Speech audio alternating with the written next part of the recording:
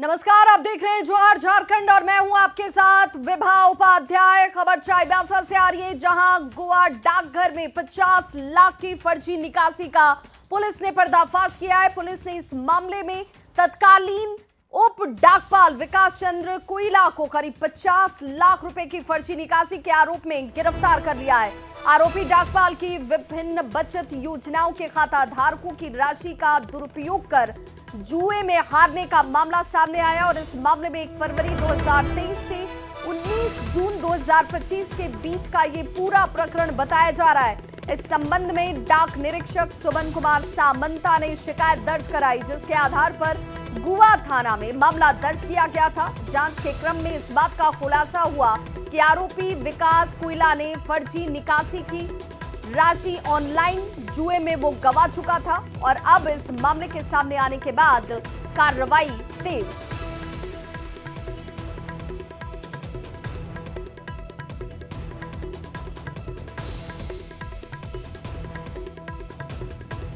और एक और बड़ी खबर इस वक्त झारखंड के गुमला से आ रही है, जहां एम्बुलेंस के इंतजार में महिला की जान चली गई। सड़क हादसे में घायल हुए थे दंपति, जिस मामले में एम्बुलेंस का इंतजार करते करते महिला ने दम तोड़ दिया। 5 घंटे तक एम्बुलेंस इस घायल महिला को नहीं मिल पाई। चैनपुर सीएचसी से रिम्स इन्हें रेफर किया गया था।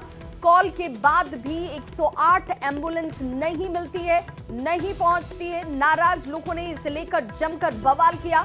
सिविल सर्जन ने हालांकि अब जांच का भरोसा दिया है।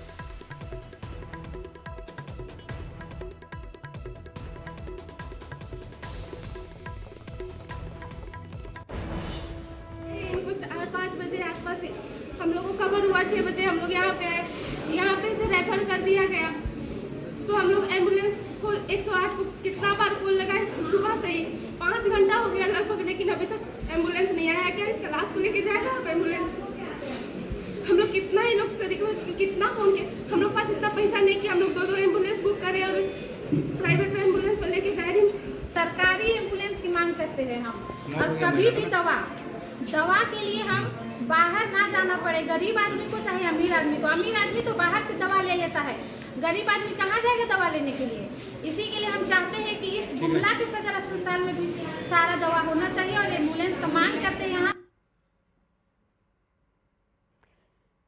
तो देखिए, एक शख्स अपनी जान को गवा देता है। न्यूज़ 18 इस पूरे मामले पर कई गंभीर सवाल उठा रहा है।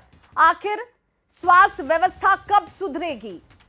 क्योंकि इसी का खामियाजा एक परिवार को भुगतना पड़ा, जिसमें एक महिला की जान चली गई है। कॉल करने के बाद भी आखिर एम्बुलेंस क्यों नहीं मिली, क्यों नहीं पहुंची, ये बड़ा सवाल। एम्बुलेंस के अभाव में मरीज की मौत का जिम्मेदार कौन है? सिविल सर्जन मामले में आखिर एक्शन लेंगे तो कब? और इस खबर पर ज्यादा जानकारी के साथ संवाददाता रूपेश भगत हमारे साथ जुड़ गए हैं गुमला से। रूपेश, आखिर क्या इस पर किसी अधिकारी की तरफ से औपचारिक बयान आया? अस्पताल की तरफ से क्यों एम्बुलेंस नहीं मिल पाई? एक बार फिर कहीं ना कहीं बता सकते हैं आपको कि जो राज्य में 108 एम्बुलेंस का जो संचालन किया जा रहा है, उसकी स्थिति के बारे में सामने आया है, जहां 5 घंटे तक इंतजार करने के बाद जो एक महिला जो मरीज थी, उसकी तड़प कर मौत हो गई है। और इस संबंध में सिविल सर्जन के द्वारा जब हमारे से बात किया गया, जो सिविल सर्जन साफ बोले कि वो एक तो गुमला में नहीं है और उनको इस मामले में पूरी जानकारी नहीं है। तो उन्होंने बोला है कि जांच करा लेते हैं, उसके बाद मामले को देखा जाएगा। जी, हालांकि ये जो पूरा मामला है, इसमें 108 एम्बुलेंस की बड़ी लापरवाही सामने आई है और इससे पहले भी कई बार हमने अपने चैनल के माध्यम से इस मामले को दिखाया है, लेकिन बार बार लापरवाही होने के बावजूद जो दोषी कर्मी है उसके खिलाफ कार्रवाई नहीं की जाती है। जी, बहुत बहुत शुक्रिया रूपेश भगत इस तमाम जानकारी के लिए। अगली खबर गिरिडीह से, जहां सरिया थाना क्षेत्र के कुंभाटाड़ में जमीन के विवाद में खूनी झड़प के दौरान 65 वर्षीय जुमन मियां की मौत हो जाती है। घटना की सूचना पर पूर्व विधायक विनोद सिंह पीड़ित परिजनों से मुलाकात करने के लिए पहुंचे। विधायक ने कहा कि जमीन विवाद को लेकर ग्रामीणों ने सामाजिक रूप से बैठक कर मामले का निष्पादन करने का प्रयास किया था, बावजूद मामला सुलझा नहीं और विवाद बढ़ता चला गया। उन्होंने कहा कि इस मामले में संलिप्त आरोपियों पर कार्रवाई होनी चाहिए। कुंभाटाड़ गांव में भूमि विवाद में 2 समूहों के बीच जो है एक दुखद घटना घटी हुई है, जिसमें जुम्मन मियाँ व्यक्ति की जो है वो मौत हो गई है और कई लोग जो हैं घायल हैं, वो उपचार कर रहे हैं। कोई भी भूमि विवाद हो तो उसका बैठ से, कोर्ट और कचहरी से जो है सुलझाया जा सकता है, लेकिन जो घटना जो है दुर्भाग्यजनक है, जिसमें एक व्यक्ति की जान चली गई है। पुलिस ने FIR दर्ज किया है और मुझे लगता है कि जो भी इस मसले में दोषी हैं, दोषियों पर कार्रवाई होनी चाहिए। और जमशेदपुर से बड़ी खबर आ रही है, जहां घाटशिला विधानसभा में उपचुनाव की तैयारी शुरू कर दी गई है। राजनीतिक दलों की तरफ से बीजेपी ने केंद्रीय नेतृत्व को अपनी तरफ से 4 नाम प्रत्याशियों के भेजे हैं, जिसमें दिल्ली में उम्मीदवार का नाम फाइनल किया जाएगा। अब ये नाम जान लीजिए कौन कौन से हैं। तो बाबूलाल सोरेन, लखन मरांडी, सुनीता देवदूत सोरेन और रमेश हांसदा के नाम भेजे गए। बीजेपी से प्रत्याशी की दौड़ में बाबूलाल सोरेन सबसे आगे इस वक्त चल रहे हैं। घाटशिला उपचुनाव में झारखंड मुक्ति मोर्चा में से सोमेश सोरेन प्रत्याशी होंगे। 15 अक्टूबर को रांची में मुख्यमंत्री आवास में बैठक में हालांकि इस नाम का औपचारिक तरीके से ऐलान किया जाएगा। तो आपको बताते चलें, घाटशिला उपचुनाव को लेकर स्क्रूटनी जो है वो 22 तारीख को होगी। उम्मीदवार 24 अक्टूबर तक अपना नामांकन वापस ले सकते हैं। और बीजेपी की तरफ से बात करें तो 4 नामों को दिल्ली भेजा गया है और इसी में से एक नाम पर मोहर लगने की बात सामने आ रही है। दिल्ली में प्रत्याशी का नाम तय किया जाएगा, लेकिन झारखंड मुक्ति मोर्चा की तरफ से एक नाम और वो नाम लगभग फाइनल माना जा रहा है। हालांकि इसके लिए औपचारिक ऐलान का इंतजार बाकी है। घाटशिला उपचुनाव की तारीखों का ऐलान होने के बाद से पक्ष और विपक्ष दोनों ने ही अपनी अपनी रणनीति को बनाना शुरू कर दिया है। जहां एक तरफ बीजेपी इस सीट पर अपनी जीत के साथ हेमंत सरकार के पतन का दावा कर रही है, तो वहीं जेएमएम इस सीट पर अपनी बहुमत के साथ जीत की बात कह रहा है। लग रहा है कि जेएमएम के लिए केक वॉक है, वो चौंकने वाले हैं। बिल्कुल सुखद अप्रत्याशित परिणाम आने वाला है भाजपा के फेवर में। हमारी घाटशिला में जीत होगी और हेमंत पार्ट 2 के मुझे लगता है अंत की शुरुआत इसी घाटशिला उपचुनाव से होगी। इस चुनाव की रणनीति कुछ अलग है। माहौल हमारे पक्ष में है, कार्यकर्ता उत्साह से लबरेज हैं। रामदास दा के अधूरे कामों को पूरा करने का लक्ष्य लेकर हम सभी चले हैं और मुझे लगता है बहुत कंफर्टेबल विक्ट्री की ओर हम लोग आगे बढ़ रहे हैं। तो घाटशिला उपचुनाव में तारीख है 11 नवंबर की, जब वोट डाले जाएंगे। उपचुनाव को लेकर ओडिशा, बंगाल, पूर्वी Singhbhum inter institute coordination committee की बात करें तो उसकी बैठक घाटशिला स्थित गेस्ट हाउस में हुई और इस बैठक में बंगाल और ओडिशा के एसपी के साथ पूर्वी सिंहभूम के सीनियर एसपी और डीसी शामिल हुए। इस बैठक में सीमावर्ती इलाकों को सील करने के साथ ही वारंटियों की गतिविधियों पर नजर रखने का निर्देश दिया गया है। वोटिंग के दिन बॉर्डर को पूरी तरह से सील करने के भी निर्देश दिए गए। मीटिंग की बैठक की गई बंगाल की तरफ से, वेस्ट बंगाल झारग्राम डिस्ट्रिक्ट की तरफ से। मैं यहाँ पर रिप्रेजेंटेटिव बन के आया हूँ और हम लोगों का पूरा सहयोग रहेगा, खास करके जो भी इंटर स्टेट नाका और जो भी कोऑर्डिनेशन इंफॉर्मेशन के रिगार्डिंग जो होगी वो हम लोग साझा करते रहेंगे।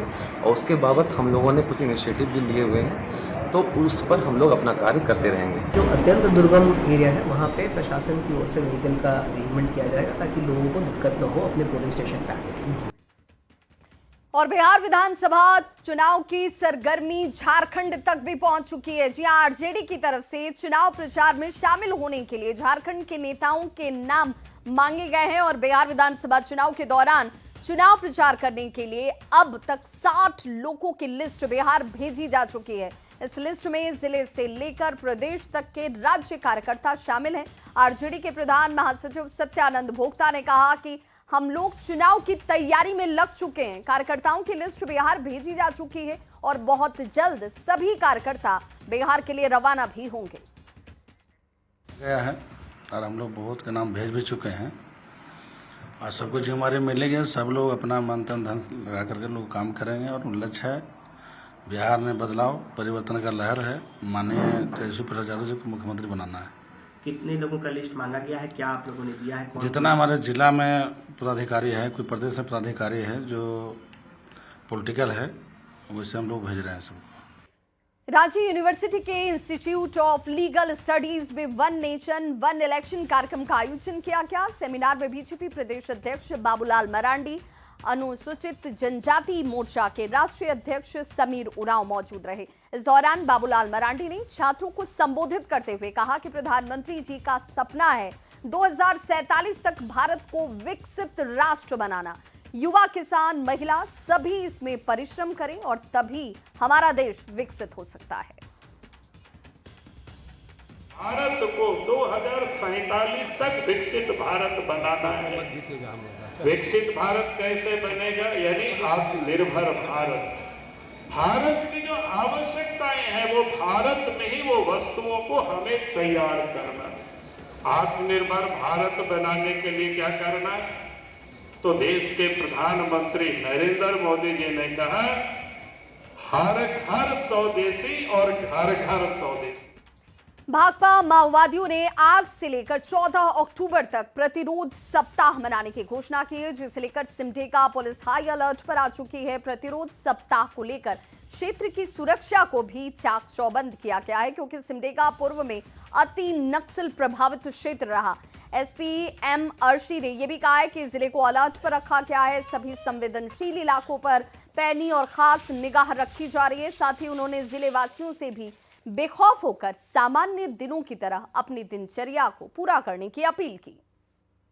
कुल मिला के इस पूरे दौर में इनका मनोबल बहुत टूटा हुआ है, तो इसीलिए इन्होंने नक्सलियों ने प्रतिरोध सप्ताह मनाने का निर्णय लिया है। लेकिन जनता को बिल्कुल भयभीत होने की ज़रूरत नहीं है। राज्य की पुलिस पूरी तरह से तत्पर है, तैयार है। उसी तरह से सिमडेगा ज़िले की पुलिस ने अपनी पूरी तैयारी करके रखी हुई है। ज़िले का पूर्व में नक्सल घटनाओं का काफ़ी इतिहास रहा है, तो उसके मद्देनजर पुलिस की तैयारी है। हजारीबाग जिले में पिछले कई दिनों से लगातार हो रही बारिश अब किसानों के लिए मुसीबत की वजह बन गई है। जी हां, जिले के लगभग 70% किसान धान की खेती पर ही निर्भर करते हैं, लेकिन इस बार मौसम ने उनकी उम्मीदों पर जैसे पानी फेर दिया हो। लगातार बारिश की वजह से खेतों में पानी भर जाने के बाद फसलें बर्बाद हो गई। लगातार बारिश से धान की फसल में तना छेदक रोग फैल गया, जो फसल के लिए अत्यंत हानिकारक है। ये रोग लगने के बाद इसका कोई प्रभावी उपचार भी नहीं होता है। किसानों ने सरकार से अब मांग की है कि प्रभावित क्षेत्र में फसल शर्त जो क्षति हुई है उसका सर्वे कराया जाए और मुआवजे का इंतजाम हो। रोग है जो तना के अंदर ही, धान के जो तना होते हैं, पौधे होते हैं, उसके अंदर ही होता है। जैसे उसका जो तना का जो बाल आता है उसको ही काट देता है। जब काटता है तो बाल तो दिखता है, लेकिन पूरा बाल सूखा हुआ रहता है। उससे उत्पादन में इसका प्रभाव पड़ता है। पानी बह जाने के बाद सारा धान गिर गया है। गिरने के बाद सारा धान नुकसान होने के कगार पर आ गया है। अब जो है कि धान के दाना पड़ रहा है, उसके कारण भी कुछ नुकसान बहुत ज़्यादा है। मैंने हम कर्जा लेके किए हैं, सरकार को मैंने इसका क्षतिपूर्ति देना होगा, यही होगा। कितना मेहनत करते हैं? बहुत मेहनत की है, 3 एकड़ में धान लगाए हैं।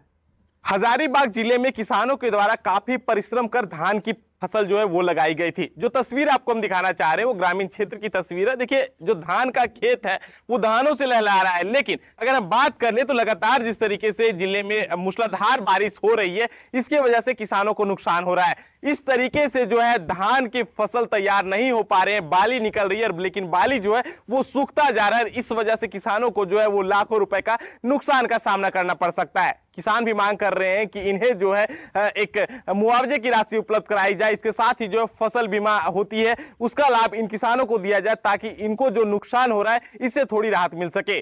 सुशांत सोनी, न्यूज़ 18, हजारीबाग।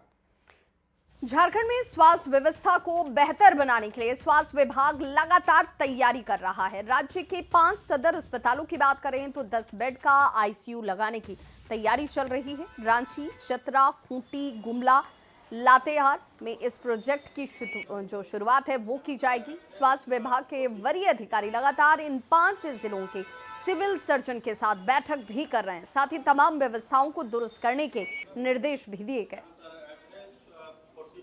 तक हम लोगों को 10 बेड का आईसीयू 5 जिलों में जो शुरू करना है, उसमें रांची भी है, और रांची में हम लोग पूरा प्रयास कर रहे हैं।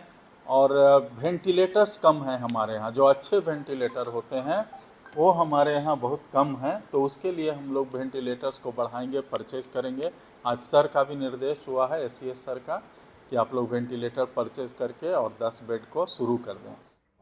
बात लोहरदगा की, जहां की बेटी दीक्षा कुमारी को राष्ट्रपति भवन में देश की राष्ट्रपति द्रौपदी मुर्मू के हाथों सम्मानित किया गया। दीक्षा को राष्ट्रीय सेवा योजना में बेहतर सामाजिक कार्य और समाज में जागरूकता लाने के लिए यह सम्मान मिला। दीक्षा कुमारी लगातार समाज सेवा और स्वच्छता, पर्यावरण संरक्षण, स्वच्छ भारत अभियान, साक्षरता अभियान, महिला सशक्तिकरण के साथ राज्य और केंद्र सरकार की चलाई जा रही तमाम योजनाओं में हिस्सा लेकर लोगों को जागरूक करने का काम करती हैं और इसी को लेकर दीक्षा को राष्ट्रपति के हाथों रजत पदक, प्रमाण पत्र और 1 लाख रुपए की राशि देकर सम्मानित किया गया। सेवा योजना के तहत मैंने काम किया, उसके लिए मुझे राष्ट्रपति पुरस्कार से सम्मानित किया जा रहा है। ये मेरे लिए बहुत खुशी की बात है। मुझे बहुत ज़्यादा खुशी का महसूस हो रहा है और सबसे ज़्यादा खुशी की बात ये है कि मेरे परिवार, मेरा समाज, मेरा क्षेत्र, सब लोग खुश है। मेरे विश्वविद्यालय, मेरे कॉलेज में पूरा खुशी का माहौल है। रांची में ऐतिहासिक राजकीय मुड़मा मेला की तैयारियों का कृषि, पशुपालन एवं सहकारिता मंत्री शिल्पी नेहा तिर्की ने जायजा लिया। 8 और 9 अक्टूबर को राजकीय मुड़मा मेले में फिर एक बार देश के अलग अलग राज्यों से बड़ी संख्या में लोग पहुंचने वाले हैं। मेले में हर तरह की सुविधा, सुरक्षा, मनोरंजन, खाने के लिए लजीज व्यंजन सहित साज सज्जा के सामान हर किसी को अपनी ओर आकर्षित करेंगे। मंत्री ने यह भी कहा कि इस मेले की लोकप्रियता झारखंड में ही नहीं बल्कि पूरे राज्य तक फैली हुई है। कृषि मंत्री ने पंचम नामक दुकानदार की दुकान से पीतल से बनी ढोल नगाड़ा बजाते ग्रामीणों की मूर्ति और पीतल से बने मोर की खरीदारी भी की। भी काफ़ी धूमधाम से है। हम लोग अपेक्षा कर रहे हैं कि लगभग भारी संख्या में न केवल इस राज्य के मगर मुझे लगता है अन्य राज्य से भी लोग इस कार्यक्रम में पहुंचेंगे और हमें अपेक्षा है कि सब चीज़ें अच्छे से निकल जाए और बिना किसी दुविधा के, बिना किसी कमी के और पूरे कड़ी सुरक्षा के साथ ये कार्यक्रम हो सके। देवघर धर्म और आध्यात्म की नगरी में एक बार फिर भक्ति का अनोखा नजारा देखने को मिला। कार्तिक माह के अवसर पर विभिन्न जिलों से श्रद्धालु बाबा बैद्यनाथ पर जलार्पण करने के लिए देवघर पहुंच रहे हैं। इन्हीं में से बिहार के मधेपुरा जिले से लगभग 500 कांवरियों का एक विशाल जत्था बाबा धाम पहुंचा, जिसने सभी का ध्यान अपनी ओर खींच लिया। इस जत्थे की खास बात ये रही कि श्रद्धालु 54 फीट लंबा आकर्षक कांवड़ लेकर पहुंचे और इस आकर्षक कांवड़ को देखने के लिए राहगीर से लेकर श्रद्धालुओं की भीड़ उमड़ पड़ी। मधेपुरा जिला, बिहार के मधेपुरा जिला के आदर्श पंचायत बालमगढ़िया के आदर्श ग्राम चकला श्रीपुर के सभी बम एक साथ आज से शुक्रवार के दिन 3 तारीख को हम लोग जल उठाए थे और जो है सुल्तानगंज से बाबा नगरी जो है 54 फीट का कांवड़ लेकर के हम सब ग्रामीण युवा साथी मिल करके जो है विचार किए कि बाबा के दरबार जाना है। खबर सरायकेला से, जहां दलमा में वन विभाग ने रजनी हाथी का जन्मदिन बड़े धूमधाम से मनाया। छोटे बच्चे, विधायक, डीएफओ समेत कई लोग जन्मदिन के इस कार्यक्रम में शामिल हुए। इस दौरान पूरे दलमा को सजाया गया था। रजनी हाथी से 5 पाउंड का केक कटवाया गया। डीएफओ ने यह भी कहा कि करीब 16 साल पहले रजनी दलमा के पिलीद गांव के पास एक गड्ढे में घायल अवस्था में मिली थी। वन विभाग ने 7 अक्टूबर को ही उसे बरामद किया। उस वक्त उसकी उम्र महज 1.5 साल की थी। तब से लेकर हर साल इसी दिन उसका जन्मदिन मनाया जाता है।